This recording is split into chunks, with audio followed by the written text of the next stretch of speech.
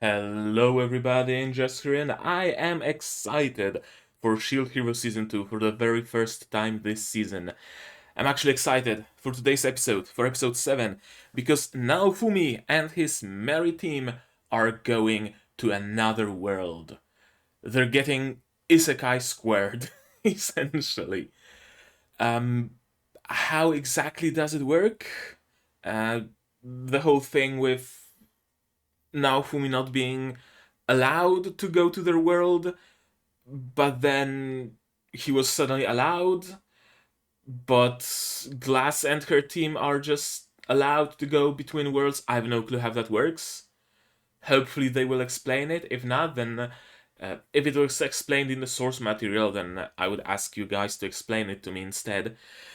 But yeah, we're going to another world. We are chasing the Boog Dude. Because despite our heroes having 17 billion chances at apprehending or killing him, they never took any single one of them, and so he managed to escape. Because, of course, because he is needed for the plot, he's needed for the narrative, so he gets a villain armor. He gets a thick, thick layer of plot armor, incomparable to even Naofumi's shield. Yeah, the last episode was essentially just Book Dude's plot armor and constantly one-upping everybody, right? Ha, you think you fooled my plans? Well, I'll have you know, it wasn't my real plan. My real plan involved you foiling my plans, so thank you for helping me. Ah, I see you destroyed the heart. Well, haha, little did you know it wasn't the real heart. I have another one. Oh, you destroyed this one as well. Well, wouldn't you know that the heart isn't really the heart that you need to kill? The heart is the heart within you. And all sorts of 17 layers of bullshit. Unfortunately, the in the end, well, fortunately, unfortunately, um, fortunately, Rishya rose up the rising of the Kigurumi hero, I guess. The Rising of Rishya. We should rename this series as a whole. It was kind of out of nowhere, not gonna lie, but probably because we haven't gotten too much exposition, too much background on Rishya. I'm assuming the source material, the light novel, maybe even the manga, went at length describing just how good Risha is at controlling ki, but she's held back by her own feelings, by her own emotions, by her feeling of inadequacy, by her shyness and whatnot. And only if she were to overcome that, she would be the most powerful key wielder in the world. Like sure, we got little tidbits and snippets of that sometimes, but it wasn't really emphasized, you know? That's probably why it felt pretty much out of nowhere. We also weren't shown even a sliver of Risha's power beforehand. I think that the source material showed us at least a little bit, like a sliver of Risha's power before. I think it happened. I'm not sure because again I haven't read the source material, but it's a logical thing that I believe they would have done. Another thing is the turtle girl whose name I forgot, and I think I'm gonna have to pull out a list of characters just in case. Tate no Yusha S2 analyst. But yeah, the book girl apparently, unfortunately, perished because, yeah, because she gave Naofumi a means of destroying her. And the turtle girl is named Ost. How could I have forgotten that name? I'm gonna put the list of characters right here, and I'm gonna have it just in case. Yeah, Ost, in her last living moments, gave Naofumi a brand new shield, a turret shield that he didn't really have control over. And he blasted the heart, and that, of course, killed Ost, but I still have a sneaking suspicion that she will be back in one way or another. Now, for me, getting the turret shield completely got rid of any sort of pretense that he's a defensive hero. If the rage shield didn't tell you, didn't show you that Naofumi isn't just pure defense, well, now he has a fucking turret, fucking minigun emplacement of laser doom, and yeah, that happened, huh? They tried to add another limitation to the rage shield, telling us that Naofumi cannot attack something he doesn't hate, which makes sense and is actually a great addition. But soon after, they introduced a shield that's, from what Ost told us, pretty much just as powerful as the Rage Shield, and has no such limitations. So, yeah, Naofumi continues being overpowered, huh?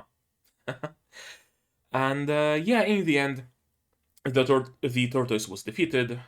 Ost gave Naofumi a permission to invade another world. Somehow. I have no clue how that works, but it works. So, hey, if it works, it works, I guess. I'm not gonna question it. And I'm assuming they freed the other Cardinal Heroes that were stuck in some vat. And now they're going to another world. With Rishia, who didn't want to stay. Who wanted to go with Naofumi because she's now a part of Naofumi's party. I really like it. I really like the change that Rishia went through. I'm not a huge fan of how abrupt it was, but I'm a huge fan of the fact that it happened. Okay, I think that does it for a summary. I have absolutely no clue what to expect. Right now, after they've been transported to another world, I see the first frame of this episode is some palm trees and some trees and blue skies, so assuming some tropical location, maybe, I don't know. What I hope for is that Naofumi and his team are going to learn some more details about how everything works while being in this world. Because it seems like the inhabitants of this world have much more knowledge about the waves, the nature of the waves, the nature of the heroes, and everything else than people of Naofumi's world. Not Naofumi's original world, but Naofumi's current world. Than people of Melromarc and other nations. So hopefully we're gonna get some sweet exposition and sweet explanation. That's what I'm hoping for. Okay, I got myself my sound, and I can give you your subs. Sip of iced latte, oat milk latte, and we can start watching episode 7 of Tatenuisha no Nariagari, season 2, and we can do it in 3, 2, 1, go.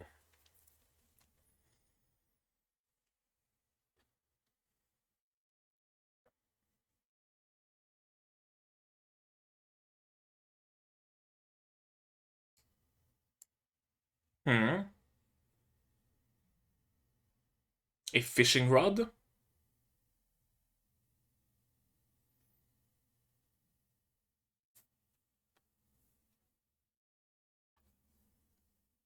Why is it so quiet? Okay, much better. Oh, imprisoned straight away.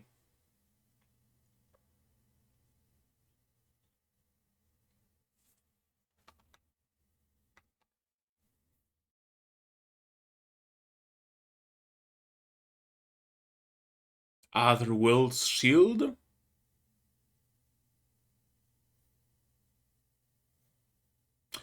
Level reset?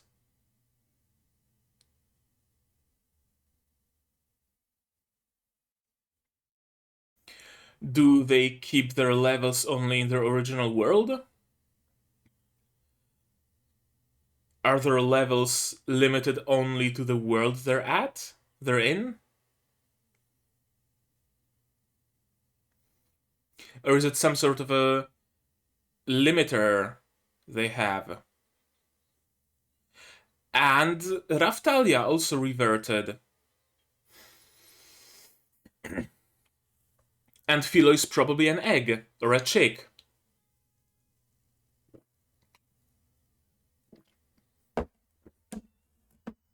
Because Beastman levels are corresponding with their age. So Raphtalia being taken back to level 1, honestly, I would have expected her to be like a toddler or a newborn. But I guess she was just reverted to being a child. Or rather, being reverted to her actual age. I think that's it. That's the actual age Raphtalia is at, like in world age. The fact that she looks older is the result of her leveling. Yeah, the way she is every day is is her actual age compounded with her level. Take away her level, only her actual age is left. So like a, I don't know, 10, 11-year-old, something like that. Okay, makes sense. Why it happened, I don't know. Do you actually get your levels per world? Did Glass and the other people of her team, Lark and Therese, did they have to level up in this particular world separately? Or is it something about this jail? Infinite Labyrinth. Is it the Labyrinth that resets their levels?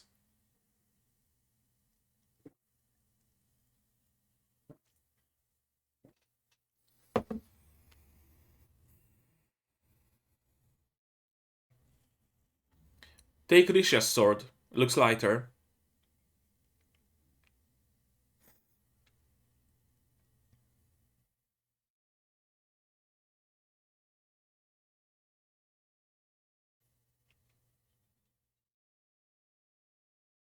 Look for Philo. She might be buried somewhere in the straw.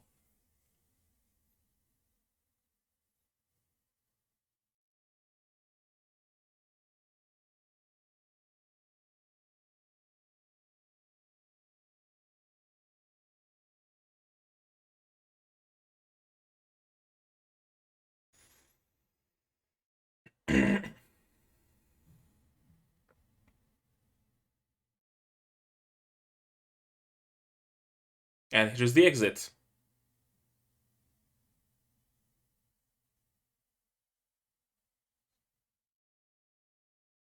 What about Philo? You completely just abandoned the idea of looking for her, I guess? Whatever, I can hatch another one.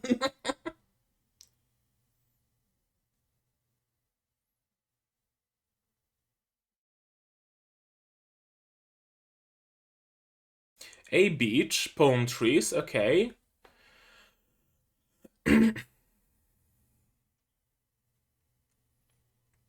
No shit.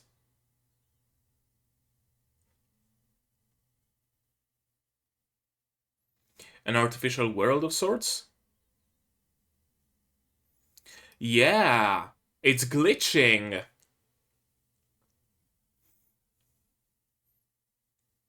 Is it like a land between lands? A land between worlds? You have to go through it to get to other worlds? Something like that? Kind of like a hub of sorts?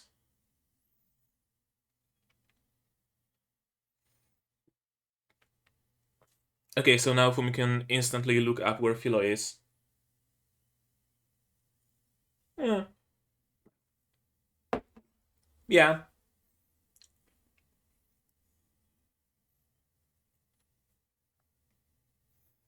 I mean, she's a Philolial queen, Philolian princess, I guess. She'll manage. She has the power of a dragon within her. That's another thing. It's a cardboard box mimic.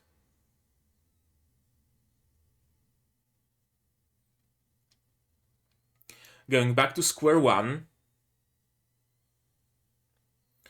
Naofumi grabs aggro and Raphtalia attacks. So, or is it like the other world? Instead of balloons, there's cardboards. Yeah! They're back to square one. They're gonna have to build up from zero again. Is that it?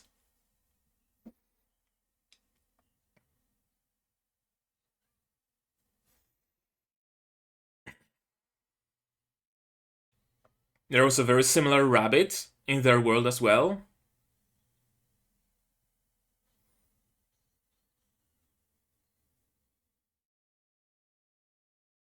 This one doesn't bleed though. Medicinal herbs again.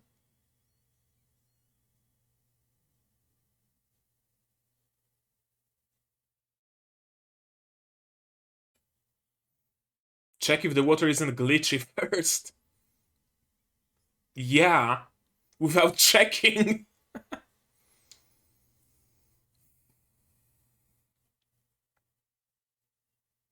Time to hunt. Time to fish.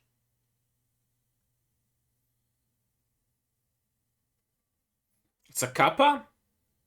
Yeah.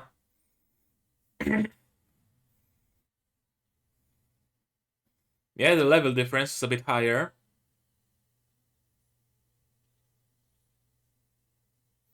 You have a shield, fucking use it!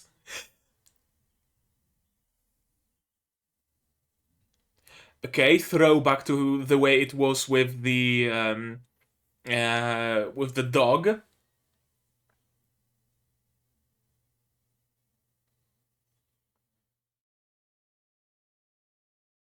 Risha? There we go.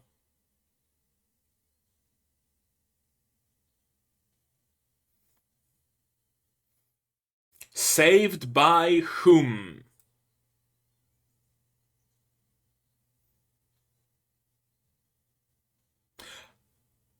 Okay.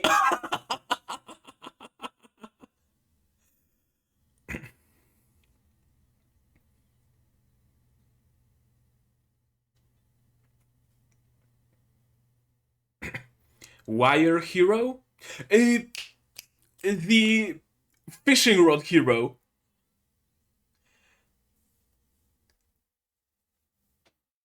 It's a cardinal hero of this world, the hunting hero. Okay.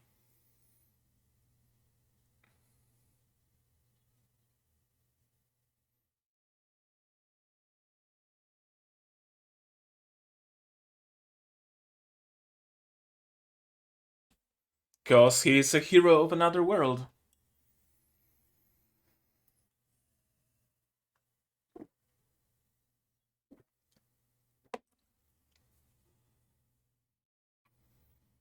So all cardinal heroes are isekai from Japan.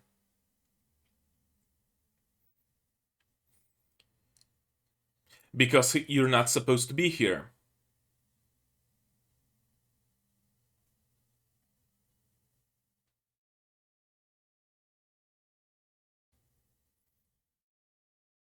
Does she live in the prison?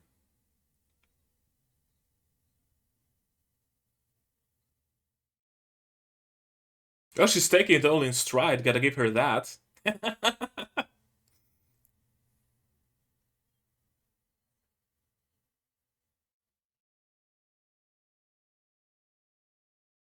You're all alone?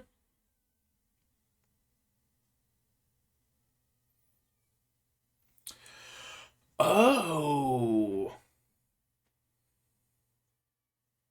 That's interesting.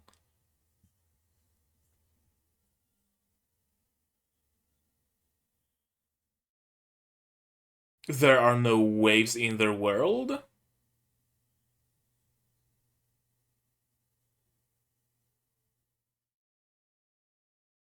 Okay. The plot thickens. Do you know Lark and Glass? And she's awake. Hey, get down. I'm gonna give you my knee.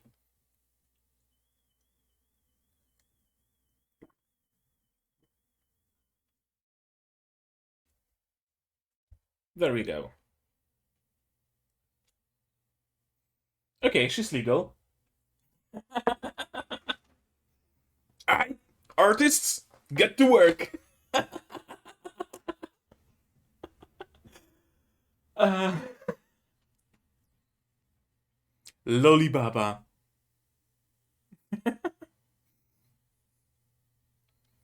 I don't think 18 is enough to qualify you as a baba.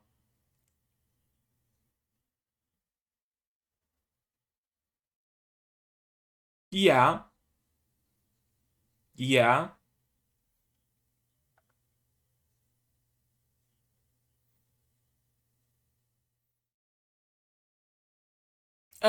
Besides trying to destroy my world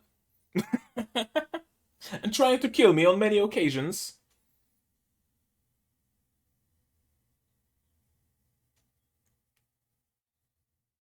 Huh?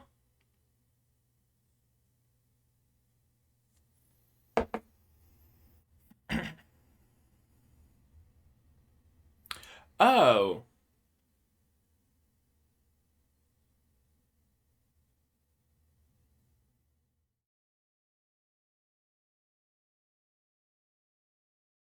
Interesting. Because she's a hunt hero? And so she can only attack monsters and animals?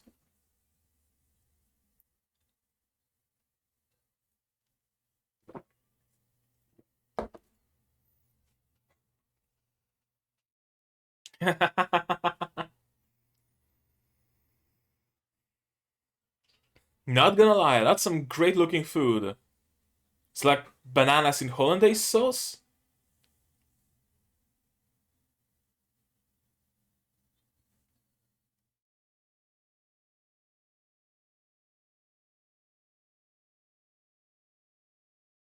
Is this gonna be an arc of adventuring with the hunting hero?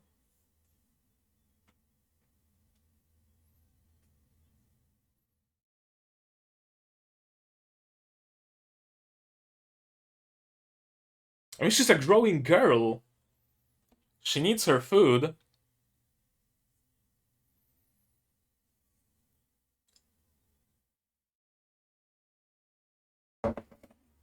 And that's my copy gone.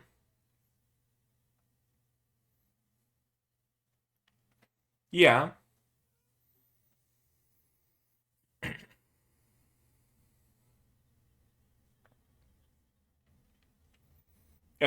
They're planning to get out of here, yeah, ASAP, actually.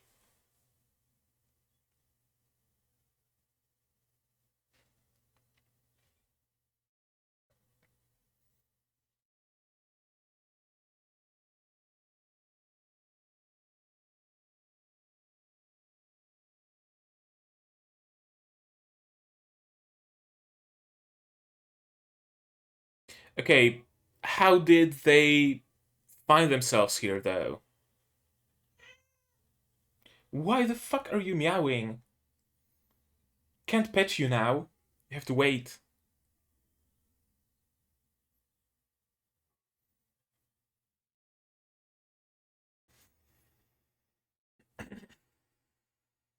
And at night, monsters are coming, I'm assuming.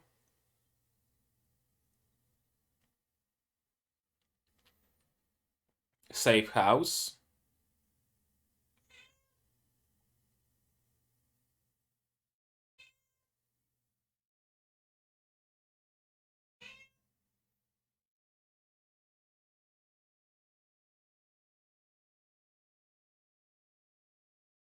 Yep.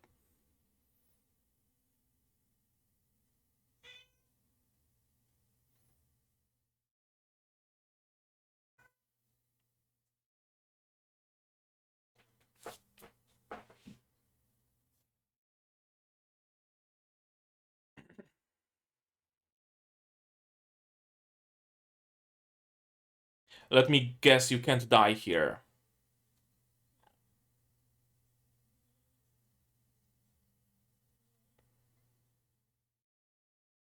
Oh, that's a nice bit of shine coming back to her eyes.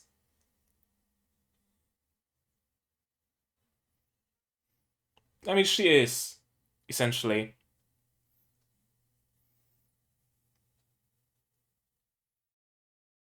An Egyptian-themed land? It is like a hub world.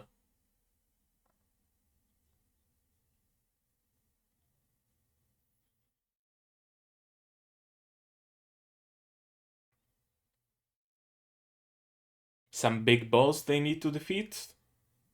Some puzzle.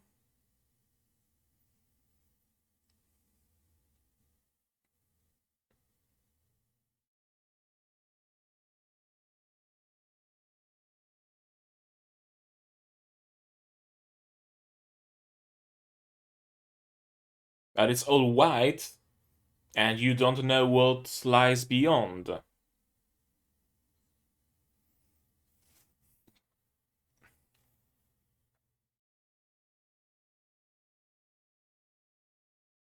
Oh.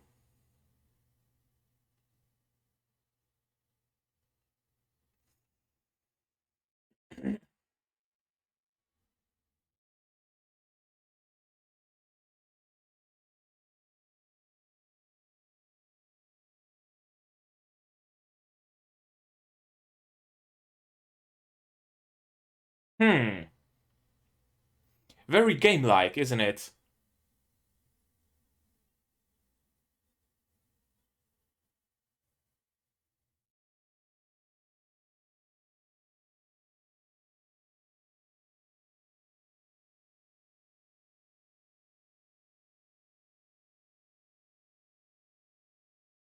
You tried to clip through the wall? Is he gonna... Is he gonna clip through into the fucking back rooms? First you need to make a traffic cone.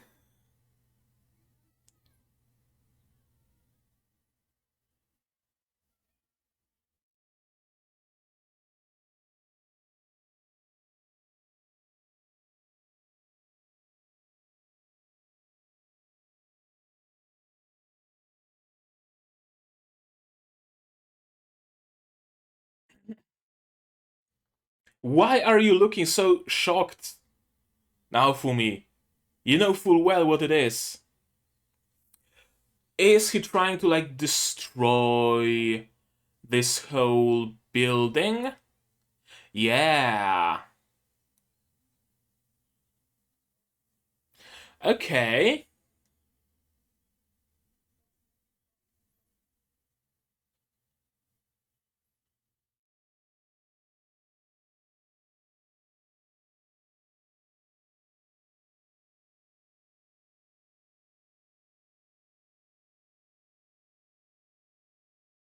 Well, they clipped out of the map. Uh,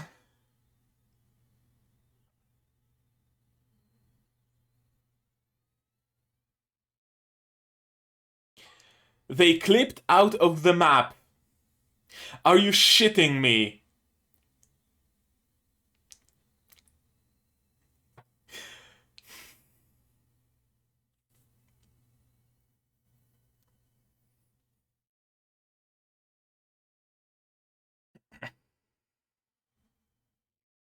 They clipped out of the map into another world. Poison, yep.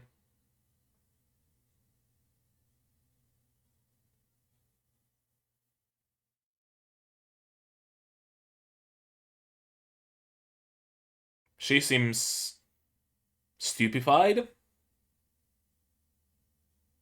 Does she recognize the place?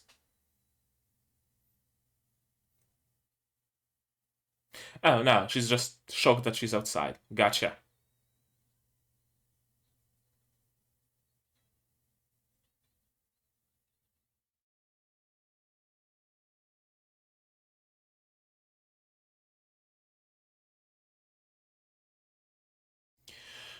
Why were the three of them summoned, or rather transported to that infinite labyrinth, though? and not to this world straight.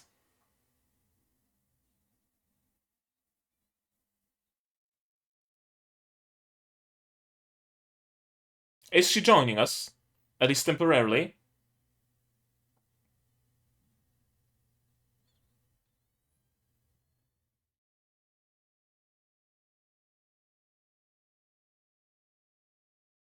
And that's it.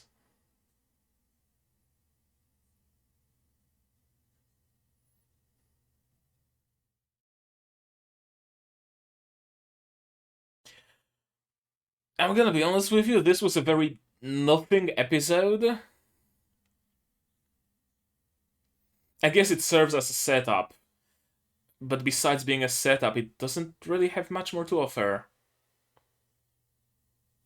I know, we're gonna go through it again and see maybe I missed something. I don't know. My cat kept distracting me, so maybe I missed something because of her.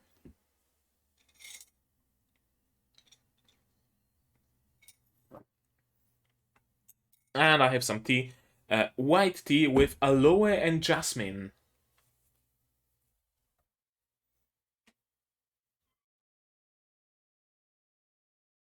My entire room smells like perfume because of this tea. It's such a strong smell of jasmine and aloe.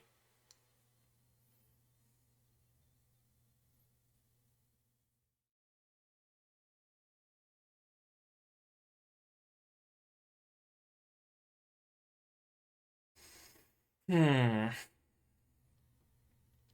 Questions, questions, questions. I have a lot of questions. Parting in the snow. I'm guessing they're gonna part with Kizuna. No surprises here, I don't think. Let's go through it again and see if I maybe missed something. But all in all, this episode felt largely inconsequential, to be perfectly honest with you. Here we meet Kizuna, the hunting hero.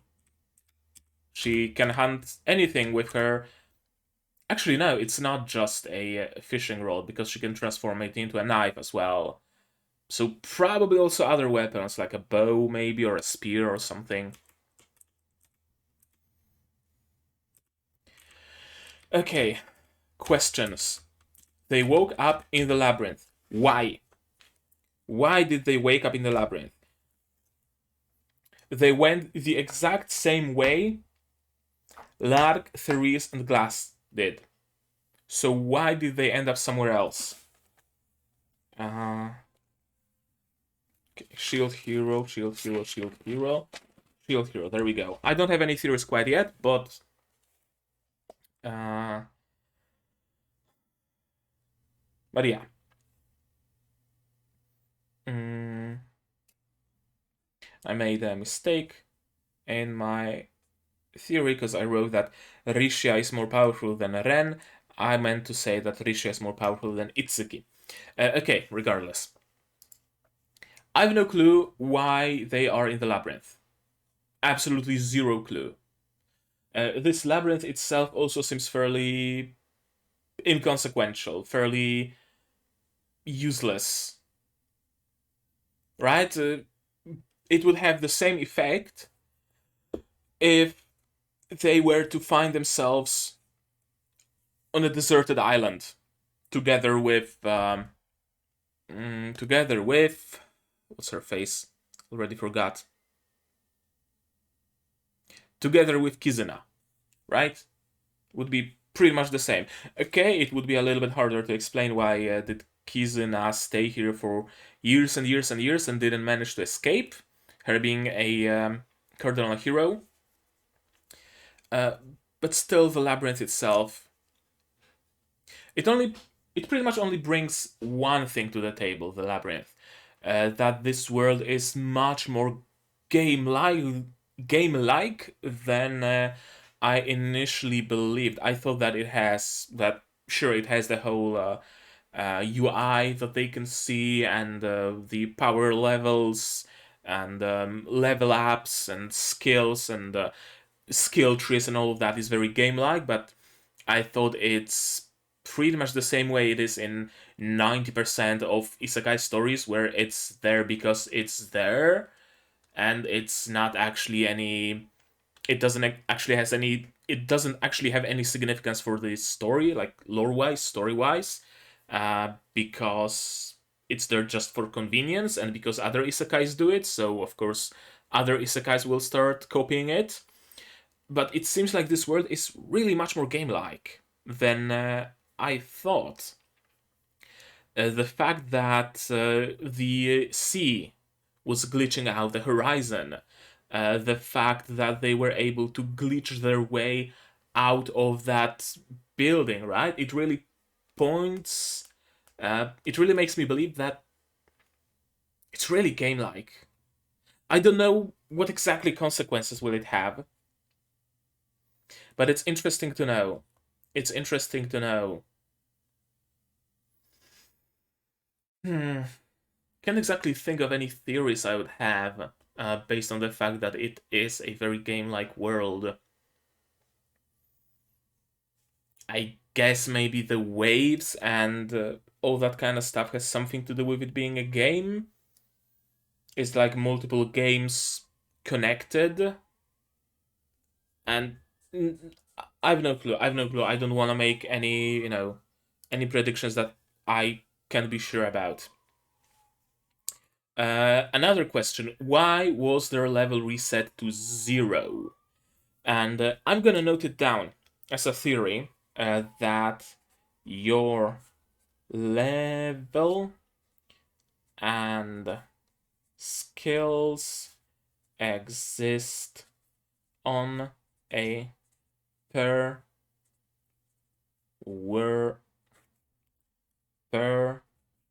world basis. Okay, there we go. I think that's the most likely explanation.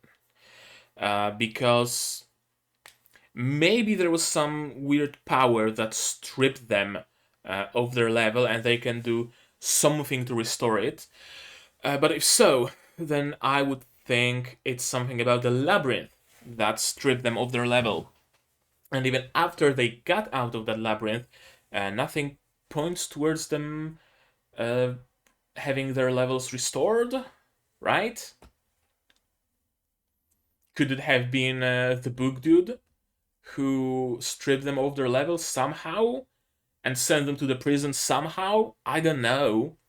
Probably not. I highly doubt that a non cardinal hero, because I don't think the book hero, the scythe hero, Therese and Glass are cardinal heroes.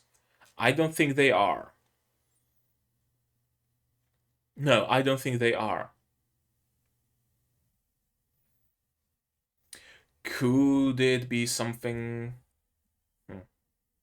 I don't know. But yeah, could it be that the book hero stripped them of their powers? I don't think so, because I don't think he would be able to exert this much control over them. That he would be able to override the rules of this world, right? I don't think even Vittoria would be able to do that. And she's powerful enough to just straight out kill the heroes and to put some blocker on Naofumi's shield, even though that blocker doesn't really amount for much. But I don't think Book Hero would be able to strip them of their power, so I'm gonna have to go with the theory that that level and skills are on a per world basis, which means that Glass, Theresa, and Lark had to level up again in Naofumi's world, which explains why Lark and Therese went to the XP island in the previous episode. Right? Because I'd assume that they also had some sort of an XP island in their world, so they could have used that, but they went through the trouble of getting to this world and leveling up here. Perhaps precisely because they needed to rise their levels in this particular world. Yeah, I'm gonna go with this. Like, everything so far points towards the direction of your levels being on a per world basis. It's another shield. Well, it's a starter shield, but a starter shield of this world. Notice how everything is the same, but ever so subtly different, right? Instead of orange balloons, there are white cardboard boxes. Instead of horned rabbits, there are fanged rabbits, and so on and so forth. Yeah, yeah, I think that's the case. When a hero. Question: is it any hero or just Cardinal Hero? I don't know. But I'm gonna assume when a hero goes to another world, they have to start from scratch. Transformation requirements not met. Yep. Is it Kyo's doing? I don't think so. Raphtalia is here. In her lolly form.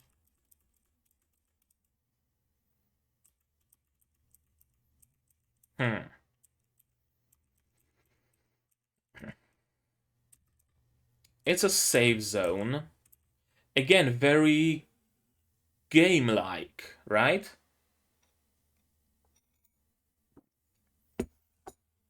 You start your adventure in a prison.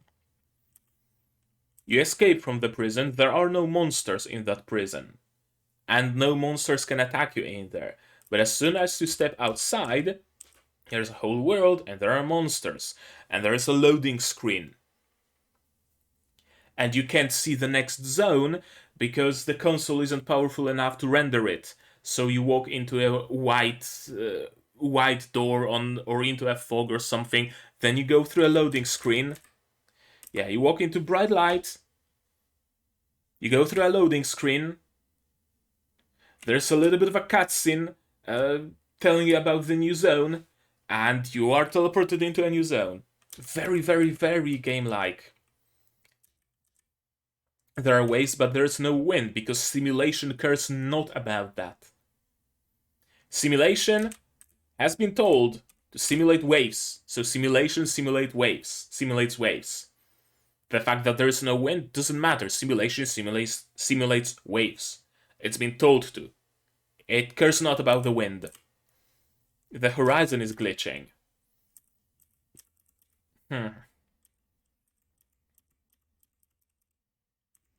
Yeah, a lot of parallels to the start of their adventure. Unlocked like cardboard shield, new shield unlocked. Beginner's small white shield. Yeah. Cream alligator shield, plant rife shield, blue, treant shield, porcupine bone shield, dimension dark condor shield. That's a lot of names. Also, interesting, in the top right corner it says Melromarc. I wonder if it's just an error, like animation error. They just got this overlay because they have this overlay as an asset, so they just slapped this overlay on top and didn't care to swap Melromarc for some other name. Or is it Melromarc of the other world? Right? It's also named Melromarc through some, I don't know, coincidence. Yeah, Fanged Rabbit. Again, getting those healing herbs. Parallel to their fight with the Cerberus, where again Naofumi took the brunt of Cerberus's attack on himself, and Raphtalia had to save the day, but this time she wasn't able to, because she isn't quite strong enough. But here comes the hunting hero, Slaughter Wire. Just like that, captured and squished. I love her style. I really like her. Like her design, like her character, like her combat style. It's so imaginative, besides that, using a fishing rod for combat. Book hero, it's like, one thing. But using a fishing rod. Hmm. Now, I heard in passing that there is a boat hero as well, read it somewhere, and after seeing a fishing rod hero, it wouldn't surprise me that there would be a boat hero that just drops boats on their enemies. Spawns a boat in midair and just drops it onto the enemy head.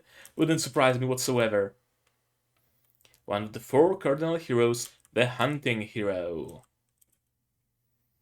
One of the four cardinal heroes, the shield hero. Both are Japanese. One hell of a coincidence, isn't it? Hmm.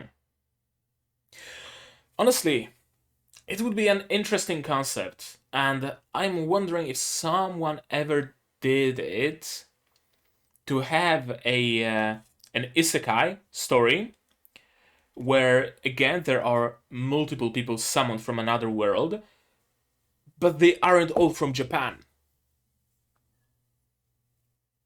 I wonder if it's been done. Could be interesting. Could be interesting. Um, and Naofumi's armor is bugging out, apparently. And so are his defense values. Yeah, probably because his level is not enough to use this item. But he's already using it. He's already wearing this armor, so the system isn't gonna forcefully strip him of it. It's just bugging out.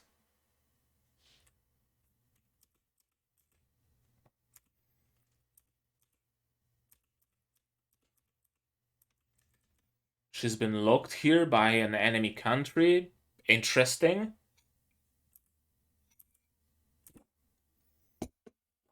And she doesn't know of the waves. Hmm. Initially, I thought that the deal is that there are like two worlds colliding in some way. I don't know, some conjunction of spheres kind of deal. And the waves appear in both of them. And one of those worlds has to cease to exist for the other to survive. Kind of a what you call it, prisoner's dilemma or something like that, right? Where it's either one of them perishes or both of them perish, and waves appear in both of them. And so some heroes stay in their original worlds to protect them from the waves, and some heroes apparently invade other worlds to fuck with the heroes who stay there so that they can't defend the waves and so that their world gets destroyed. But she doesn't know of the waves. So do the waves appear only in a single world? Or did she fuck something up and was captured before the waves started appearing? Or was she somehow kept in the dark about the waves? Where no, she couldn't have been kept in the dark. Because Cardinal Heroes have the timer and get teleported to the side of the waves.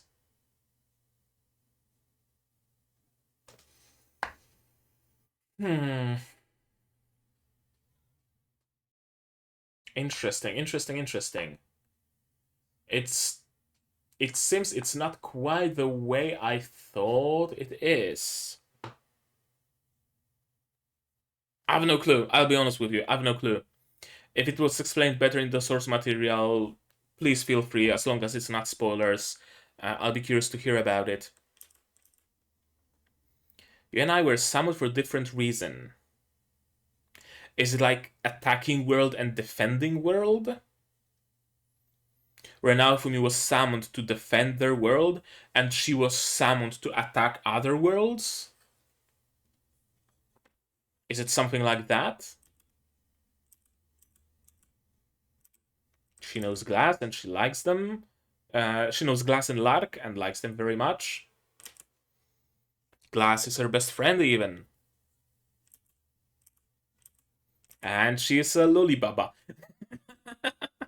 Wouldn't exactly classify her as a baba, but I guess I guess the description Loli Baba does kind of suit her.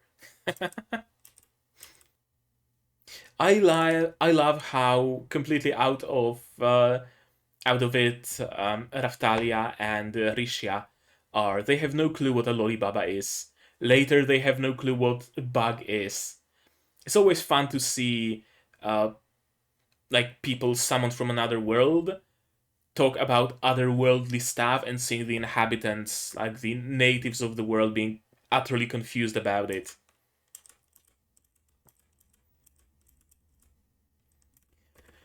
Interesting that she can attack people, but she cannot hurt them. Hmm, that's an interesting limitation.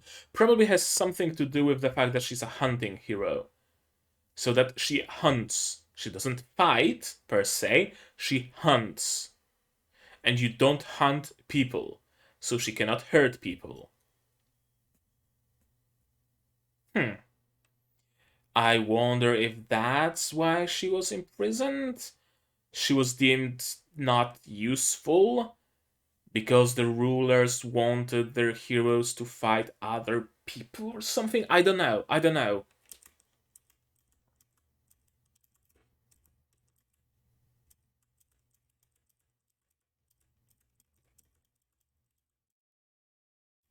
And we're leaving, but you cannot. I tried so much to leave, but I wasn't able to. Searched every square inch. Yeah, it really is a hub world. There are so many like those gates with white light that transport them into a completely different world. Also, this is interesting because you can see Egyptian hieroglyphics here and some like cuneiform writing. Yeah, it's cuneiform writing, isn't it? Or are those like simplified hieroglyphs? I don't know. I don't know my like Egyptian languages, so do correct me if I'm wrong.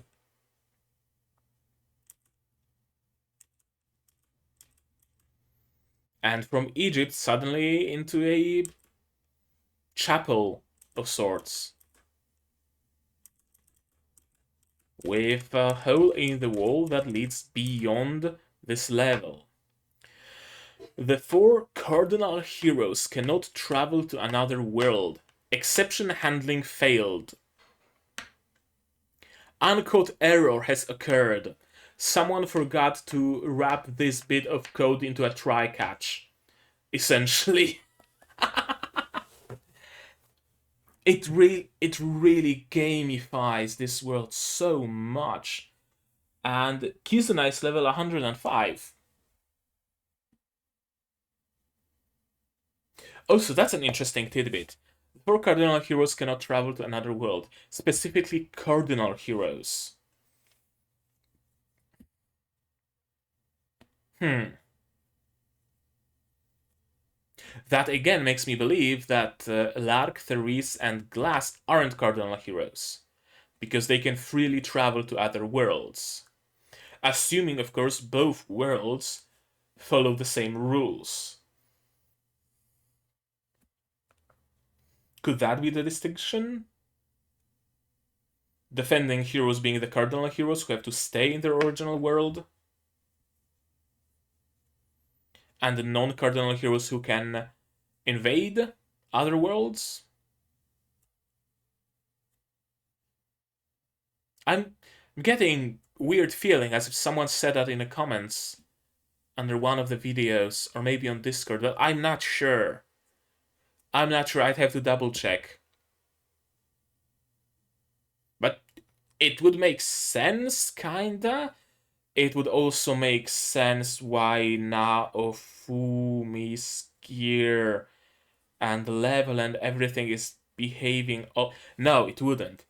I thought that it would make sense that Naofumi's level and everything was reset because he's a cardinal hero. He isn't supposed to travel to other worlds.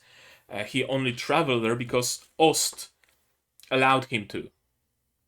and this world doesn't know how to deal with a cardinal hero from another world, essentially, so it just reset him to zero because the code of this world doesn't contain the code of those abilities and whatnot that Naofumi has. So it just reset him so that he has to build up his skills and his shields and everything from zero. But why was Rishia reset then? She's not a cardinal hero. She's not even a hero.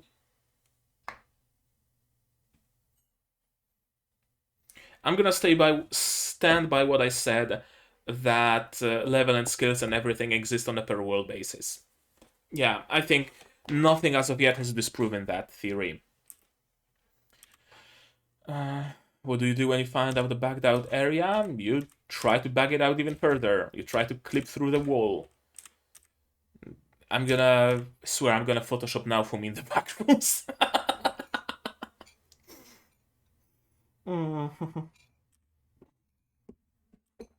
Bioplant seed. Yeah, just burst the entire building open. Just shatter it and clip through the world. Just clip under the map and see where it takes you. Maybe you're gonna end up falling endlessly, or maybe you're just gonna be spawned at the spawn point of the world, which seems to have happened. It's like a reverse John and the Beanstalk. Someone in the Beanstalk. The Beanstalk story. That reverse, instead of climbing to the giant's palace, they're just falling down into some sort of a Japanese temple.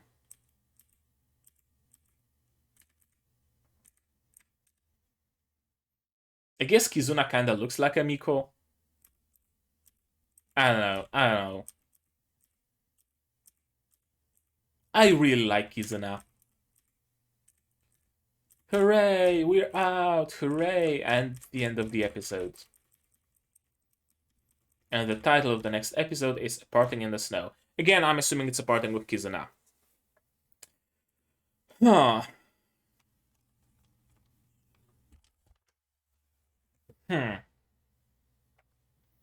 I have a very ambivalent feelings towards this episode.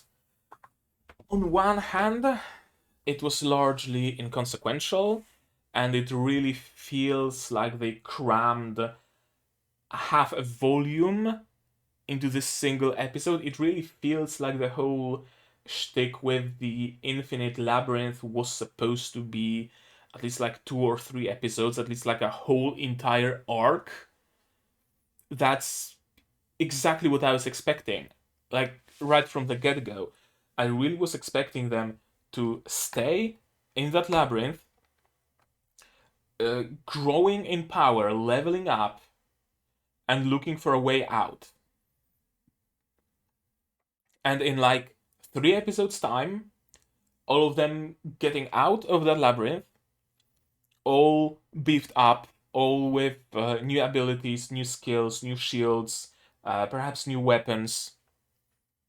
I really was expecting that to happen. But it ended up much quicker, so I don't know what to think about it, except that it was essentially just solely and entirely a setup episode. It set up a difficulty by resetting the levels of Naofumi, Rishi, and Raphtalia. Why? How? Again, I'm not entirely certain. I think it really is that they exist per world on a per world basis, but it set up that. It set up a new character, Kizuna. It set up a new perspective, looking at Glass and Lark and everybody else, because Kizuna really likes them. Kizuna is best friends with Glass.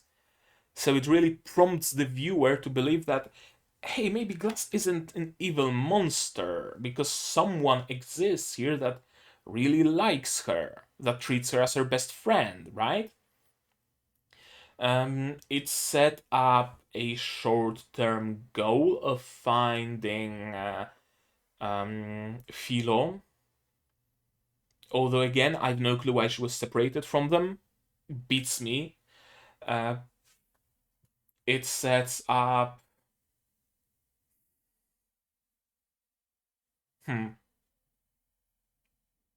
I don't know. It also serves as, yeah, I guess it sets up the nature of the world, or worlds, should I say, as something very gamified. If you dig a hole deep enough in the middle of Merlomarc, will you clip under the map? Is every single world here just a game map, just a game world? Or is it just that prison that was an artificial world, and that's why it was so game-like?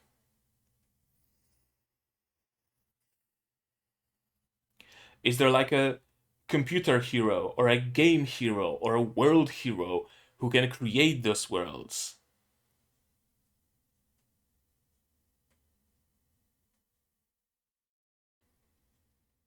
This episode really brings a lot of questions. The episode by itself is kind of whatever, to be perfectly honest with you, but the questions and the setups it offers are very much intriguing. I hope the next episode is a little bit better on like pacing and action and whatnot, because this episode wasn't great about it. And I hope that they will do the best they can with the 5 episodes they have left, and they will answer some of the questions we got, and some of the setup will pay off somehow. Yeah, I'm still having very ambivalent feelings about this episode, despite all I said. I like it for the setups, I like it for the lore, I like it for the world building. I don't like it for being an episode, essentially. It feels like an episode that could have been an email. If you know what I mean. Yeah, I think that's my feeling towards this episode, really. It's an episode that could have been an email. And they could have given us something better instead of it. Some more time spent in this infinite labyrinth to really showcase how infinite it is. All the setup could have been an email. But you guys, you tell me, what did you think of this episode? Did you like it? Did you dislike it? What do you think of my reaction, of my theories? Just, keep it spoiler free.